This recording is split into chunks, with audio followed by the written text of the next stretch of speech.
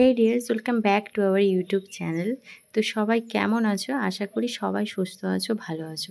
তো সবার সুস্থতা কামনা করে আজকের সকাল থেকে আমি এই ভিডিওটা শুরু করলাম। এই সুন্দর সকালে তোমাদেরকেও জানাই যে শুভ সকাল। এই দিনটাও সব্বার ভালো কাটুক।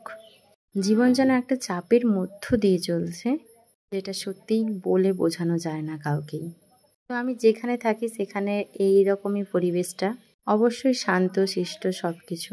তো সকালবেলায় উঠে আমি ব্রাশ নিয়ে বেরিয়ে পড়লাম একটু ব্রাশ করার জন্য। যেহেতু আমি বাইরে থাকি, তার জন্য নিজের কাজ নিজেকেই করতে হয়, মানে যেগুলো আগে করতাম না সেগুলোও নিজেকেই করতে হবে। আর 7টার সময় ঘুম থেকে উঠে ওই যে 2 ঘন্টার মধ্যে সব কিছু ম্যানেজ করা, মানে ইম্পসিবলকেও পসিবল করতে হয় আমাদের। আমাদের বলতে তোমরা আবার বলবে যে আমাদের কি। তো আমার সাথে আরও একজন থাকে যে আমার রুমমেট। এর একদিন আগের ভিডিওতে আমি আমার ছোট্ট রুমটা তোমাদেরকে দেখিয়েছিলাম, কিন্তু এতটাও সুন্দর করে দেখানো হয়নি, তাই আরও একবার তোমাদেরকে আমি দেখাবো। তো দেখো, সকালবেলায় উঠেই দেখি সুন্দর সুন্দর ফুল ফুটেছে। এই ফুলগুলোর নাম হচ্ছে বেলা ফুল। গন্ধটা অসম্ভব সুন্দর। আর এইখানে দেখো দুটো তুলসী গাছ লাগানো আছে, একটা হচ্ছে যাদের এই ঘর তাদের, আরেকটা হচ্ছে আমার সাথে যে থাকে সে লাগিয়েছে। আরেকটা পাশেই ওই তো কাঠগোলাপের গাছ, আরেকটা নয়নতারা গাছ। সকালবেলার এইগুলো দেখতে দেখতেই আমার দিনটা কেটে গেল। আমার সকালটা শুরু হয় অবশ্য একটু তাড়াহুড়োতেই। ঘুম থেকে উঠেই মনে পড়ে যায় যে আজ আমাকে অফিসে যেতে হবে।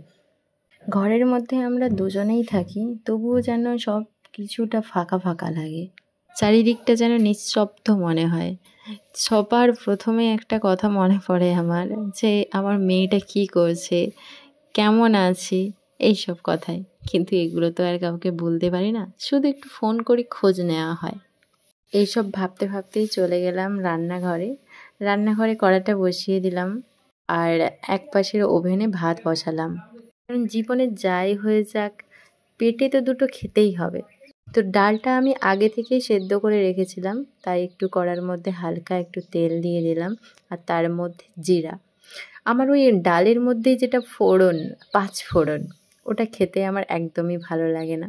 তার কারণেই আমি ডালে জিরা দিয়ে ডালটাকে একটু করে নিই। যাই হোক, একটু জিরা আর একটু লঙ্কা দিয়ে দিলাম। তো সেটা ভাজা হওয়ার পর একটু পেঁয়াজ দিয়ে দিলাম। পেঁয়াজটা ভাজা হয়ে গেলে ওর মধ্যে আমি ডালটা দিয়ে দেব। তো এরকমভাবে ডাল খেতে আমার খুবই ভালো লাগে।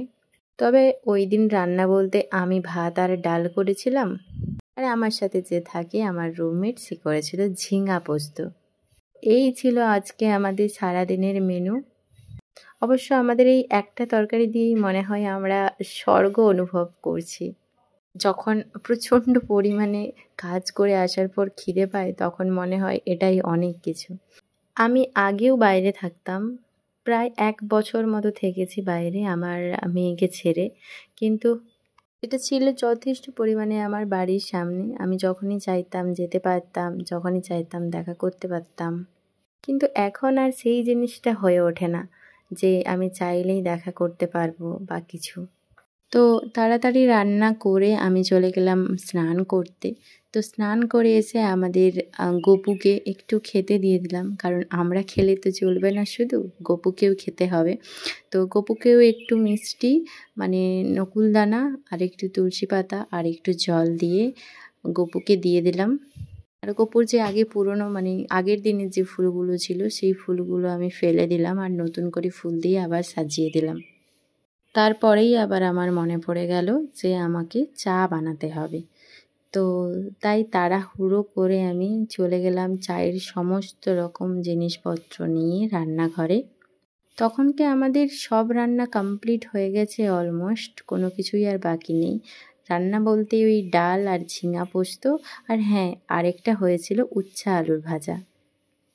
তো চাটা বসিয়ে এসে আমি চলে আসলাম আমার ঘরের যে জানালা আছে সেই জানালাটা খুলতে, আর ঘরটাকে একটু বিছানাটাকে গুছিয়ে নিতে। আমাদের ওইটুকুই টাইম 2 ঘন্টা। তো 2 ঘন্টার মধ্যে আমাদেরকে আমাদের সব কিছু কাজ কমপ্লিট করতে হবে।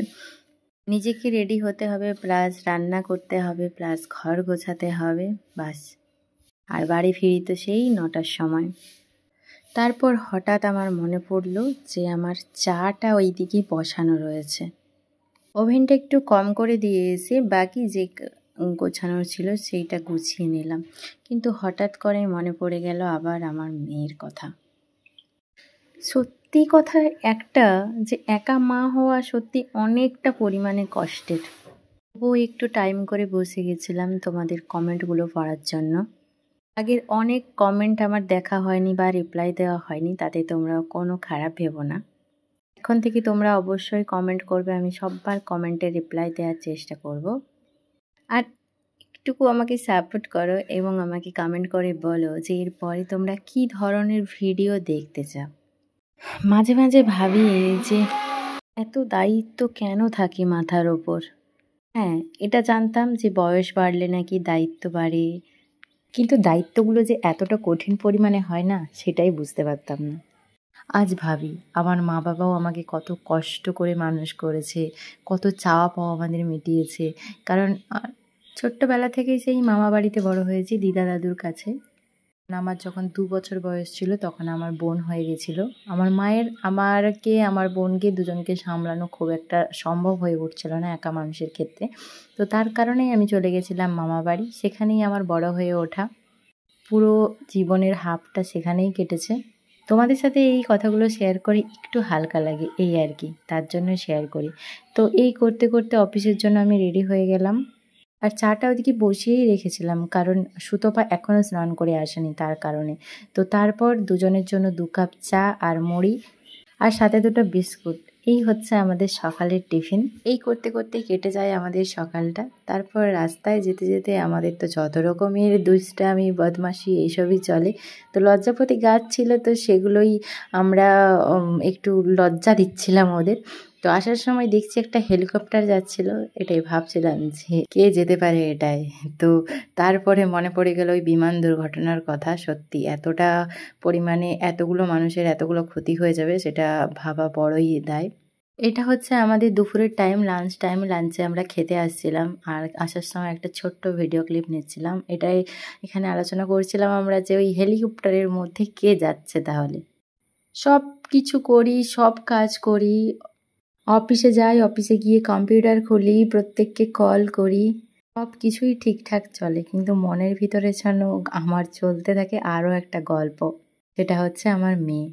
এটাই ভাবি সারাদিন যে কি করছে কি না করছে। আমি জানি ওর সাথে আমার মা আছে, আমি যতটা না খেয়াল রাখতে পারি তার থেকে 100 গুণ বেশি আমার মা খেয়াল রাখে। কিন্তু তবুও যেন কোথাও গিয়ে দিন শেষে একটা খারাপ লাগে। হ্যাঁ, সত্যি কেউ দেখতে পায় না, কিন্তু আমার প্রতিটা মুহূর্তে যেন সেই কষ্টকরভাবে কাটে, সেটা আমিই বুঝতে পারি একদম। তো দুপুর সকালে দেখেইছিলে আমরা রান্না করে দিয়ে গেছিলাম, আর এখন এসে আমরা ভাতটা খাবো। তো দুজনে মিলে বসে গেছি, ভাত বাড়াও কমপ্লিট হয়ে গেছে। আর বলেইছিলাম তোমাদের একটু ডাল হয়েছে আর উচ্ছে আলুর ভাজা হয়েছে আর ঝিঙা আলু পোস্ত হয়েছে। তো কয়েকটা আম ছিল, আমগুলো যেহেতু 2-3 দিনের হয়ে গেছে তাই একটু খারাপ হয়ে যাচ্ছিল, তাই ভাবলাম আজকে সবগুলো কাটা যাক। তো যেহেতু আমরা একবেলারই রান্না করি আর রাখি না, তার জন্য এত কম কম রান্না হয় আর পুরোটাই আমরা খেয়ে শেষ করে দিই। আর এই যে দেখতে পাচ্ছ এতগুলো আম কাটা হয়েছে, জানি না খেতে পারবো কি না, তবুও কেটে নিলাম। আর যদি খেতে না পারি তো আম দিয়ে আরেকটা জিনিস তৈরি করে দেব। তো যাই হোক, হয়ে যাবে আর কি। নষ্ট আমরা কোনো জিনিসই করি না। জানি না বড় হয়ে বোধহয় এটাই বুঝেছি। ছোটোবেলায় তো নিজের যা ইচ্ছে করতো তাই খেতাম, যা ইচ্ছে করতো তাই মাখতাম, তাই সব কিছু করতাম, কিন্তু এখন আর সেই জিনিসটা হয়ে ওঠে না। তোমাদেরকে আমি বলেইছিলাম যে এই আমগুলো খাওয়া আমাদের দ্বারাই হবে না, তো তাই যতটুকু খেয়েছিলাম তার বাকিটা নিয়ে বসে গেলাম আমের কিছু একটা শরবত টরবত বানাতে। তো এই আমগুলোকে দিয়ে একটু দুধ দিয়ে ফ্রিজে রেখে দেবো, ব্যাস ম্যাঙ্গো শেক হয়ে যাবে। তো ওটাই খেয়ে নেবো দুজনে মিলে। তো এই ভিডিওটা এখান পর্যন্তই। কেমন লাগলো অবশ্যই জানিও, ভালো লাগলে লাইক কমেন্ট শেয়ার সাবস্ক্রাইব করে দিও। চলো আজকের মতো টাটা, বাই বাই।